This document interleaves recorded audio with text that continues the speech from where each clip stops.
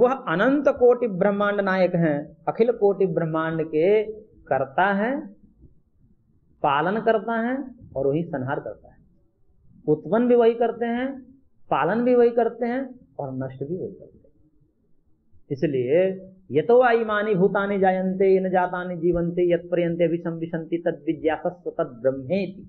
तैत्तिरीय उपनिषद में कहा कि सारे भूत भौतिक पदार्थ जिससे उत्पन्न हुए हैं, ये न जातानि जीवन्ति, उत्पन्न होकर के जिसमें जीवन धारण कर रहे हैं, जीवन्ति, और यत्पर्यन्ते विषम विशन्ति, अंत समय में उसमें प्रविष्ट कर जाते हैं, तद विज्ञासस्व, उसको जानो, तद ब्रह्मेति, वही ब्रह्म है। इसलिए ब्रह्म का लक्षण करते हुए या ब्रह्म की उपासना करते हुए यह ध्यान रखना चाहिए कि जिसकी हम उपासना करते हैं वह ऐसा है, यह भाव होना चाहिए।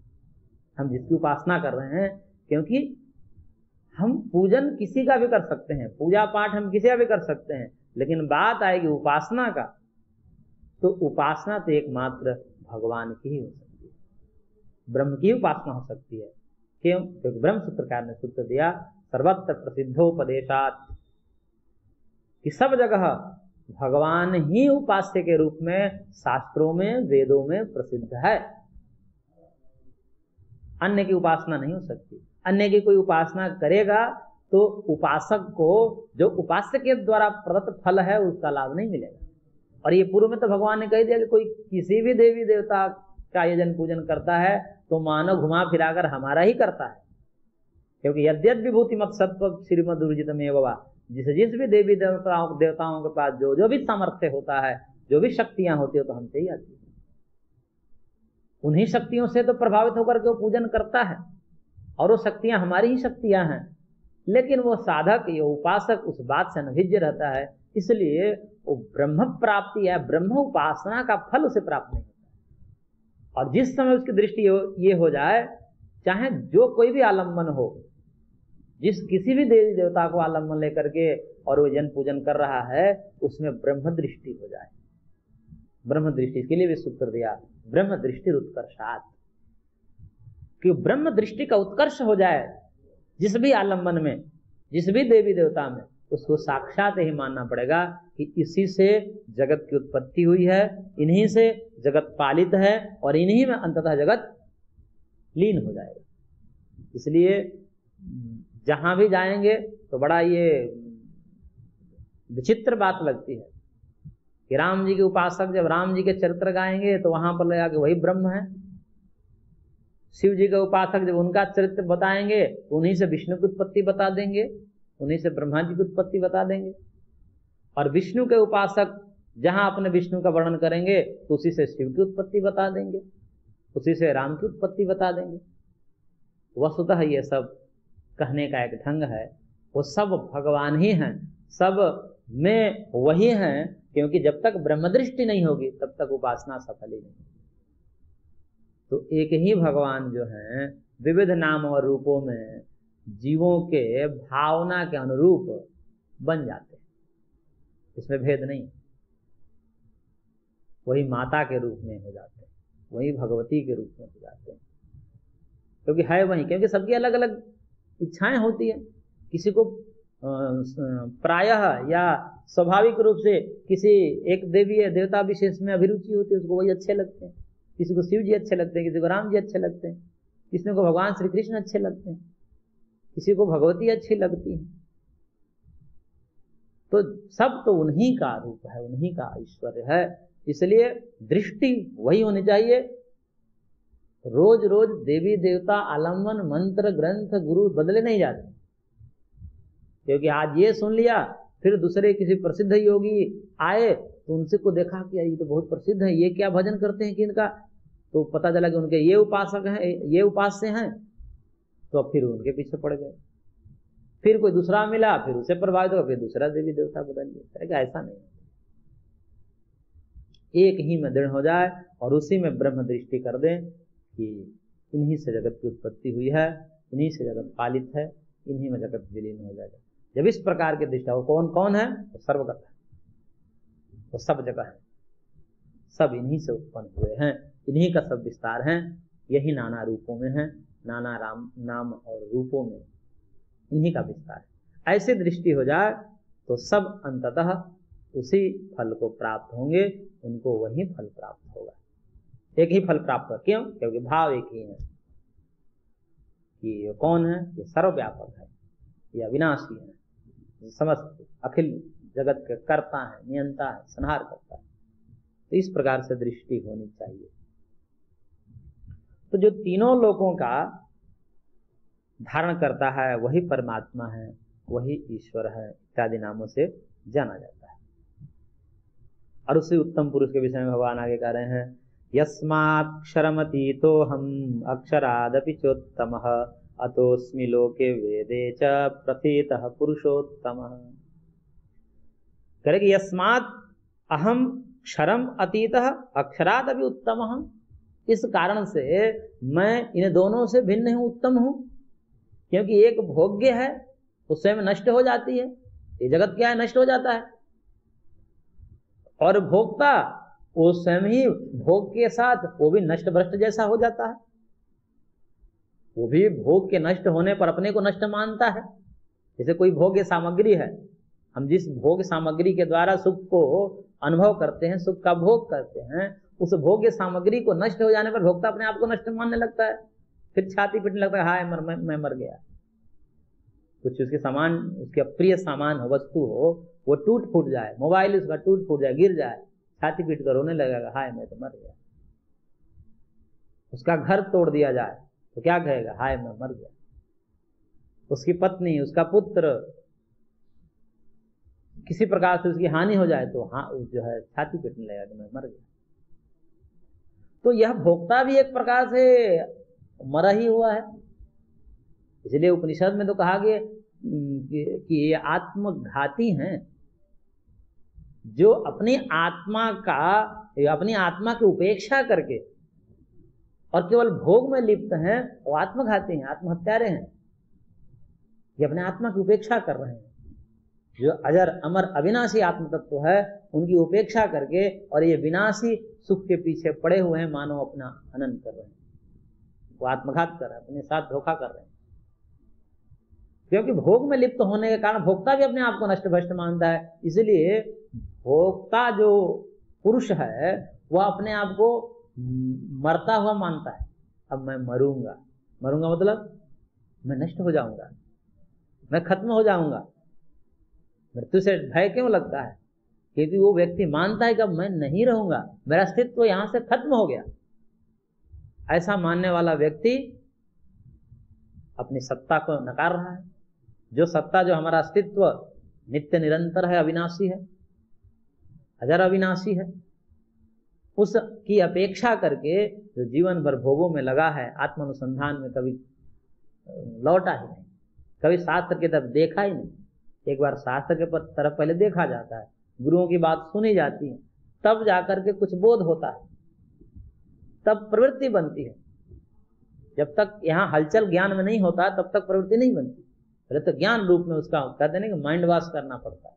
तो जो माइंड में कचरा भरा पड़ा है भोग का, उस कचरा को हटाते हैं गुरुजन शास्त्र, और तब जो है वहां से उसको एक सद्ज्ञान मिलता है, तब प्रेरणा मिल जाती, तब चलने की हिम्मत आती है। नहीं तो चलने की प्रवृत्ति नहीं है। भोग की तरफ स्वाभाविक प्रवृत्ति है जीवों की, योग की तरफ स्वाभाविक प्रवृत्ति नहीं है।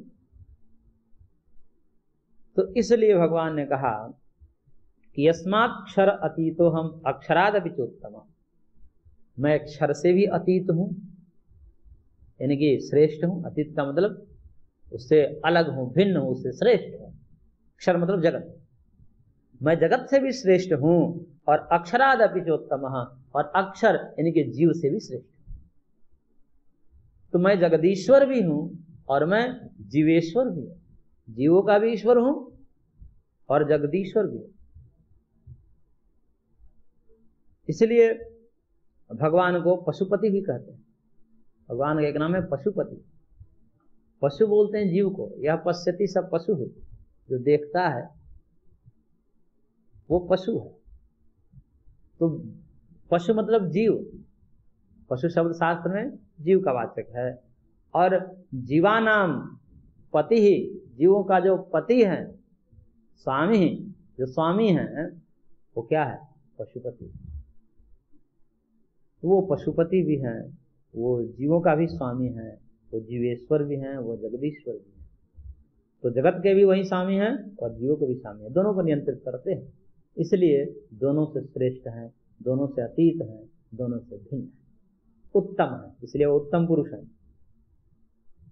तो अक्षरादपि उत्तमः अतः लोके च वेदे च पुरुषोत्तमः प्रथितस्मि। भगवान कह रहे कि मैं ही लोक में और वेद में पुरुषोत्तम नाम से प्रसिद्ध हूँ। क्यों? क्योंकि ये दोनों प्रकार के पुरुषों से मैं उत्तम हूँ, श्रेष्ठ हूँ, दोनों का मालिक हूँ, स्वामी हूँ। दोनों मेरे से ही आश्रित है, मेरे ही आश्रय से दोनों हैं। ये भले ही दोनों नित्य हैं, तीन सत्ताएं हैं, जीव, माया और ब्रह्म। तो ब्रह्म, जीव और माया जो तीन अनादि तत्व है और तीनों नित्य तत्व हैं। लेकिन नित्य तत्व होते हुए भी एक जो परम नित्य है ब्रह्म, परमात्मा, ईश्वर, उसी के आश्रय से जीव भी और माया भी रहती। इसलिए उत्तम क्या हुई? उत्तम तत्व कौन सा हुआ? परमेश्वर ही हुए, ब्रह्म ही हुए। तो इसलिए वह भगवान ने कहा कि मैं ही लोक में, यानी कि लोक भाषा में या लौकिक शास्त्रों में, ग्रंथों में और वेद शास्त्रों में मैं ही पुरुषोत्तम नाम से प्रसिद्ध हूँ। प्रसिद्धः यानी कि प्रसिद्ध, मैं ही प्रसिद्ध हूँ। और फिर आगे भगवान इसका फल बता रहे हैं। यो मामेवं सम्मूढ़ो जानाति पुरुषोत्तमं स सर्वविद भजति मां सर्वभावेन भारत। करेंगे हे भारत, यह असम्मूढ़ माम एवं पुरुषोत्तम जानाति। जो असम्मूढ़ व्यक्ति यानी कि मोह ममता से रहित जो व्यक्ति है वो असम्मूढ़ है। सम्मूढ़ बोलते हैं जो मोह से युक्त है, और असम्मूढ़ या अमूढ़ या असम्मूढ़ एक ही बात है। तो जो असम्मूढ़ व्यक्ति यानी कि ज्ञानी व्यक्ति, जिसको मोह नहीं, जिसका अविवेक नष्ट हो चुका है, तत्व ज्ञान के द्वारा, ब्रह्म ज्ञान के द्वारा जिसका अविवेक नष्ट हो गया है, जिसका मोह चला गया है, ऐसा जो ज्ञानी व्यक्ति है, यह माम एवं पुरुषोत्तमम जनाति, इस प्रकार के पुरुषोत्तम को जानता है। यानी कि अभी जो मैंने वर्णन किया पुरुषोत्तम, कि दोनों पुरुषों में श्रेष्ठ, जो सबका स्वामी है, तीनों लोग को धारण करने वाला है, वही उत्पन्न करता है, वही धारण करता है, वही अंत में नष्ट भी कर देता है, अपने में समेट लेता है। जैसे कहते हैं कि यथोर्णाभि, उपनिषद में दृष्टांत दिया कि जैसे मकड़ी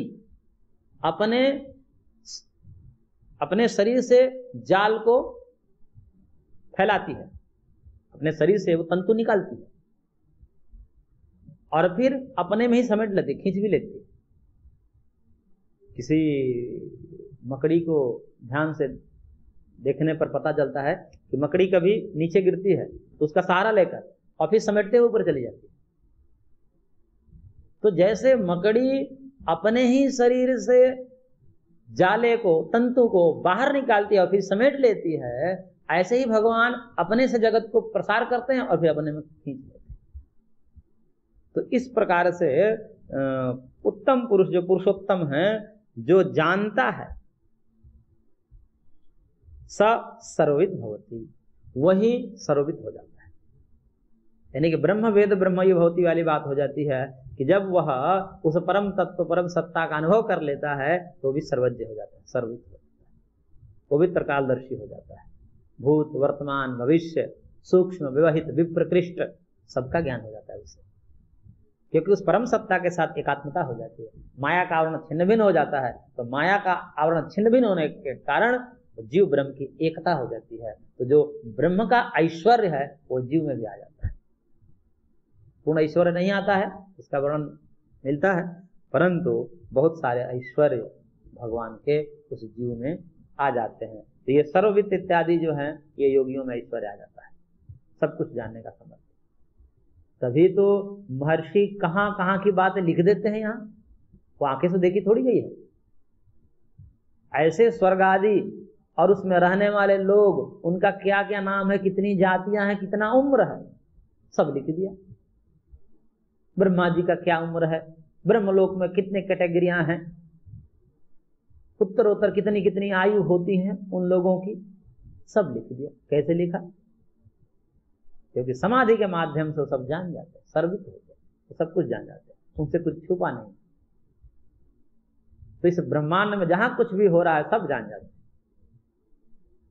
तो वह जो असमूढ़ व्यक्ति, ज्ञानी व्यक्ति है, जिनका माया का आवरण छिन्न भिन्न हो चुका है तत्व ज्ञान के द्वारा, तो इस प्रकार से जानता है। तो करें कि सर्वभावेन माम भजती, वो सब प्रकार से मेरे को ही भजता है, मेरे में ही नित्य रमण करता है। ऐसे व्यक्ति जो है मानो मेरा वास्तविक भक्त वही है। सर्वभावेन, सर्वतोभावेन भजती, यानी कि ठीक प्रकार से भजन करता है, ठीक प्रकार से मानो को मेरे को जानता है। और जो ठीक प्रकार से जानेगा वो सर्वित हो ही जाएगा, और जो सर्वित होगा वो ठीक प्रकार से जाना है, ये निश्चित है। तो मानो वही सच्चा भक्त है जो इस प्रकार के परमात्मा के साथ उसकी एकात्मता है, वो उसको जानता है। तो यो माम एवं सम्मूढ़ो जानाति पुरुषोत्तम और सत्सर्विद भजति मां सर्वभावेन भारत। और फिर अंतिम श्लोक दे रहे हैं इस अध्याय का, और करेंगे कि गुह्यतमं शास्त्रम इदं उक्तं मया नघ एतद् बुद्ध्वा बुद्धिमान् स्यात् कृतकृत्यस्य भारत, कृतकृत्यस्य भारत। तो कह रहे हैं कि हे अनघ, हे निष्पाप अर्जुन, इति इदम गुह्यतमं शास्त्रम, ये जो गुह्यतम शास्त्र है, गोपनीय, अत्यंत गोपनीय शास्त्र है, मया उक्तम, मेरे द्वारा कहा गया है तुमको, एतद् बुद्ध्वा, इसको जान करके, तत्वतः जान करके, जैसा जैसा मैंने बताया, इसको ठीक प्रकार से कोई अनुभव कर ले तो बुद्धिमान हो जाता है, बुद्धिमान स्यात्, और कृतकृत्य अपि स्यात्, वो कृतकृत्य भी हो जाता है। कृतकृत्य का तात्पर्य होता है जो कृत्य है, यानी कि जो करने योग्य है, वो कृत, उसका संपूर्ण पूरा हो जाता है। करने योग्य जितना काम था वो सब पूरा हो जाता है। यानी करने योग्य काम क्या है? तो जो भगवान ने कहा वेदैश्च सर्वम अहमैव वेद्यः, समस्त वेदों के द्वारा मैं ही वेद्य हूं, मैं ही जानने योग्य हूं। तो भगवान को जानना ही यह परम कर्तव्य है, परम कृत्य है, और उसको संपन्न कर लेता है, कृतकृत्य हो जाता है। तो इति गुह्यतमं शास्त्रम, यहाँ पर शास्त्र शब्द दिया है, इसका मतलब ये नहीं समझा कि यहाँ पर शास्त्र पूरा हो गया, आगे अभी शास्त्र चलेगा, लेकिन यहाँ पर शास्त्र इसलिए कह दिया क्योंकि मानो ये 15वां अध्याय समस्त शास्त्र का निचोड़ दे दिया। क्योंकि समस्त शास्त्र में क्या होता है, 3 ही तत्व का विस्तार होता है, उसी पर सब केंद्रित रहता है, जीव, माया और ब्रह्म, 3 पर सब चीजें चलता है। कहीं भी पढ़ लो, किसी भी अध्यात्म ग्रंथ को उठा लीजिए, इन्हीं 3 चीजों पर उठा, जीव बंधन में है या तो मुक्त है, बंधन में है तो मुक्त कैसे हुए, इसके साधन, मुक्ति क्या है, भगवान की प्राप्ति मुक्ति है, यही सब चलता है। तो मानो समस्त शास्त्र का निचोड़ दे देने के कारण भगवान ने कह दिया कि देखो शास्त्र का रहस्य तो मैंने तुम्हें बता ही दिया, इसलिए इति गुह्यतमं शास्त्र, यही फिर शास्त्र शब्द का प्रयोग है। इसलिए कई बार ऐसा महत्ता देने के लिए करना पड़ता है, इस चीज को महिमा देने के लिए उसको शास्त्र शब्द से सम्मिलित कर दिया कि पूरा शास्त्र, मानो कि एक अध्याय क्या है, पूरा शास्त्र ही। लेकिन अभी शास्त्र आगे भी है, पूरा हुआ नहीं, लेकिन इस अध्याय की स्तुति है, इसको कहते हैं स्तुति। इस अध्याय की स्तुति के लिए भगवान ने अध्याय का ही नाम शास्त्र कह दिया, मानो शास्त्र का इस अध्याय में सार है। तो इस प्रकार से इस अध्याय का जो पठन पाठन करता है, भगवान पुरुषोत्तम की प्राप्ति होती है, निसंदेह प्राप्ति होती है, इसमें कोई संशय नहीं होता है। इसलिए यहाँ पर ये पूरा होता है। ओम तत्सदि श्रीमद् भगवद गीतासु उपनिषत्सु ब्रह्म विद्यायाम योग शास्त्रे श्री कृष्ण अर्जुन संवादे पुरुषोत्तम योगो नाम 15ोऽध्याय। यहाँ पर 15वां अध्याय पूरा होता है। अब 16वें अध्याय का आरंभ होगा यहाँ से। अगला अध्याय है दैवासुर संपद विभाग योग। इस 16वें अध्याय को दैवासुर संपद विभाग योग कहते हैं, यानी कि दैव और असुर इन दोनों की जो संपत्ति होती है, दैविक संपत्ति क्या है और आसुरी संपत्ति क्या है, इस अध्याय में वर्णन किया जाएगा। क्योंकि 9वें अध्याय में भगवान ने एक बात कही थी, संकेत किया था दैव और आसुर के विषय में, और कहा था कि मोघास मोघ कर्माणो मोघ ज्ञाना विचेतसः राक्षसीम आसुरीम चैव प्रकृतिम मोहिनीम श्रिता। वहां भगवान ने राक्षसी आसुरी प्रकृति का वर्णन किया और महात्मनास्तु माम पार्थ दैवीम प्रकृतिमाश्रिता भजन्ते अनन्य मनसो ज्ञात्वा भूतादिमव्ययम। 9वें अध्याय 12-13 नंबर श्लोक। तो वहां पर दैव और आसुर यानी कि दैव प्रकृति के लोग और आसुरी प्रकृति के लोग, ये दो प्रकृति के लोग का वर्णन भगवान ने संकेत रूप में किया। अब उसी को विस्तार की भावना से भगवान ने यह पूरा अध्याय दिया है, जिसमें दैव संपद क्या है और असुर संपद क्या है, इसका वर्णन यहां से आरंभ होता है। तो प्रथम श्लोक जो भगवान के वचन से प्रारंभ है, अभयम सत्व संशुद्धिर ज्ञान योग व्यवस्थितिः दानम दमस्य यज्ञस्य स्वाध्यायस्य तप आर्जवम्। परम पूज्य गुरुदेव का ये 5 श्लोक बहुत ही प्यारा श्लोक है। वो कहते हैं कि प्रत्येक भारतवासी को ये 5 श्लोक कम से कम याद होने चाहिए, क्योंकि इसमें दैव और असुर, दैवी संपद को पहले बताया और असुर संपद को बाद में पूरा अध्याय की समाप्ति तक बताएंगे। इसलिए बताएंगे, असुर संपत्ति को बताने की आवश्यकता नहीं थी, परंतु उसको जांच करके व्यक्ति उससे छूट जाए, यह भावना है भगवान की। क्योंकि जब तक पहचान में नहीं होगा कि हमारे अंदर मूर्खता क्या है, तो मूर्खता की जब तक से पहचान नहीं होगी तब तक से उसको हम दूर नहीं कर सकते। इसलिए भगवान ने उसको भी गिना दिया, यदि ये है तो तुम उसको दूर कर और दैव संपद में धारण हो जाओ, उसको धारण कर लो। तो इसलिए भगवान ने यहाँ पर कहा प्रथम श्लोक में कि अभयम सत्व 26 है यहाँ पर कुल मिलाकर के जो दैवीय संपद है वो 26 है।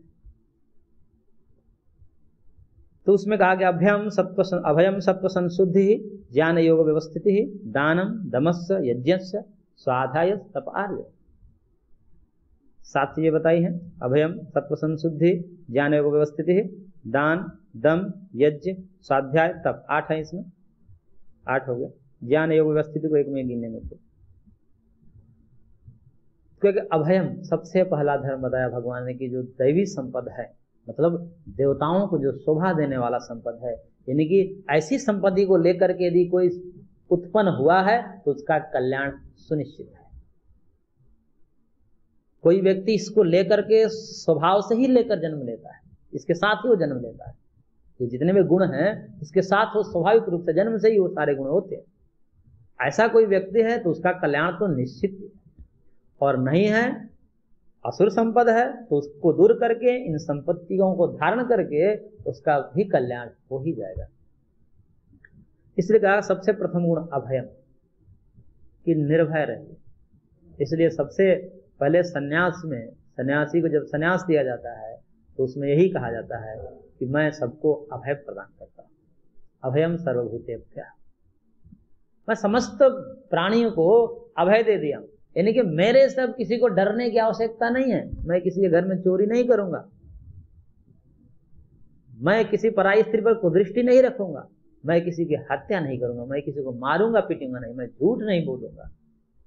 डर किससे लगता है? इन्हीं लोगों से तो डर लगता है।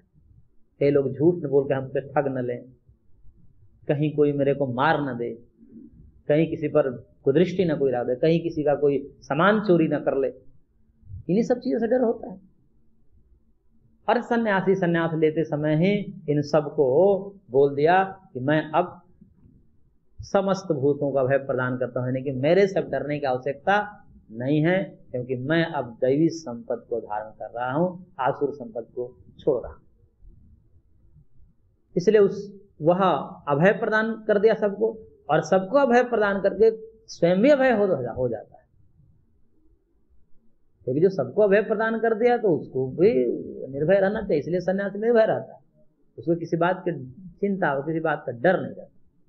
क्यों? क्योंकि भगवान के बल पर वो जीता है, वो अपने बल पर नहीं जीता है। क्योंकि ये जो भी अभय प्रदान किया है वो भगवान के बल पर दिया है। अपने बल से किसी को हम अभय दे ही नहीं सकते, हमारा इतना बल नहीं है हमारे पास कि हम किसी को अभय प्रदान कर दे। तो भगवान के बल पर और भगवान के आलम्बन के कारण इतना घोषणा कर पाता है, नहीं तो सबसे घोषणा नहीं हो पाती। वो भगवान का ही बल होता है जिसे वो अभय देता है। तो इसलिए वह अभय जो अभयता है, जो निडरता, जिसे निडर बोलते हैं, कि डरे नहीं, किस बात का डर, यहाँ तक कि मृत्यु से भी नहीं घबराना, मृत्यु से भी नहीं डरना, क्योंकि मृत्यु भी क्या है, मृत्यु में हमारी मृत्यु थोड़ी होती, तो शरीर बदलता है, तो शरीर बदलकर नया शरीर मिले तो समय भी वह प्रसन्न रहता है, क्योंकि अब ये पुराना शरीर जर्जर हो गया, दुख दे रहा है, अब नया शरीर मिला। जैसे किसी बच्चों को पुराने कपड़े के जगह पर नया कपड़ा दे दिया जाओ, कितना खुश होगा, बहुत खुश होगा। ऐसे ही मरते समय भी वो खुश होगा, क्यों? क्योंकि अब ये शरीर जर्जर हो गया, बहुत दुख दे रहा है, नया मिलने वाला है। इस दृष्टिकोण से अभयता जो है वह प्रथम गुण कहा, इसलिए अभयम, और दूसरा कहा सत्व संशुद्धि। सत्व अर्थात बुद्धि, बुद्धि की शुद्धि आवश्यक है, यानी कि भाव में शुचिता होनी चाहिए, भाव पवित्र होने चाहिए, अंतःकरण पवित्र होना चाहिए।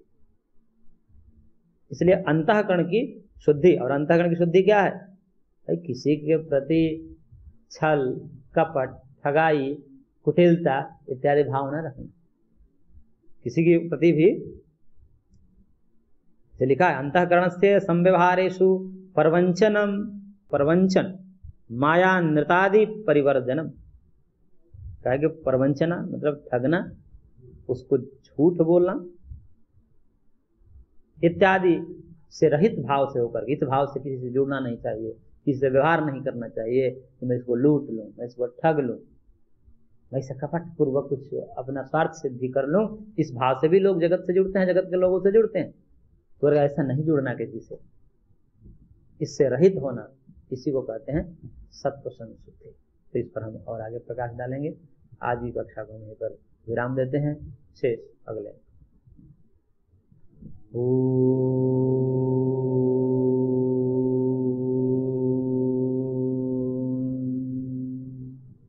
शांति शांति शांति।